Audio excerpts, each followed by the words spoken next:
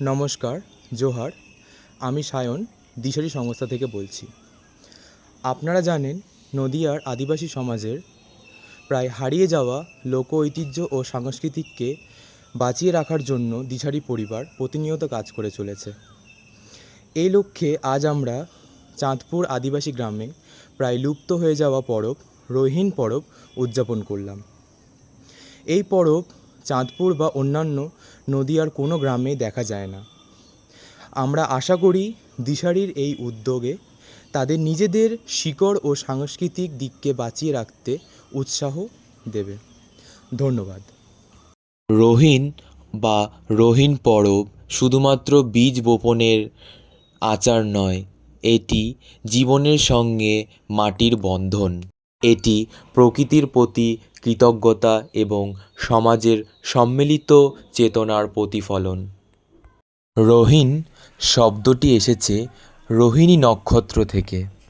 বিশ্বাস করা হয়, রোহিণী নক্ষত্র যখন পৃথিবীর সবথেকে কাছাকাছি অবস্থানে থাকে তখন বীজ বপন করলে ফলন ভালো হয়। তাই এই সময়ে সপ্তাহব্যাপী চলে রোহিন পরবের নানান আচার অনুষ্ঠান। ভোরবেলায় গ্রামের মহিলারা গোবর দিয়ে আঙিনা ও বাড়ির চারপাশ ঘিরে ফেলেন ও বাড়ির চারপাশ পরিষ্কার করেন। তারপর সেই গোবর দিয়ে লেপা স্থানে সুন্দর করে আঁকা হয় দৃষ্টিনন্দন আলপনা। পরিবারের একজন পুরুষ নতুন ধুতি পরে বীজ নিয়ে জমির দিকে রওনা দেন। মাটিকে প্রণাম করে বীজ রোপণ করেন। এই সময়েতে বিষাক্ত জীবজন্তুর উপদ্রব বেশি হয় বলে ধরা হয়, তাই সবাই তেতো ফল খেয়ে থাকেন। নদীয়ায় রোহিন ফল না থাকায় তার পরিবর্তে নিম পাতা খাওয়ানো হলো প্রতিকারের প্রতীক হিসাবে। এই পরবে শিশুদের অংশগ্রহণও অত্যন্ত তাৎপর্যপূর্ণ। বাচ্চারা রোহিন মাটি তুলতে যায়।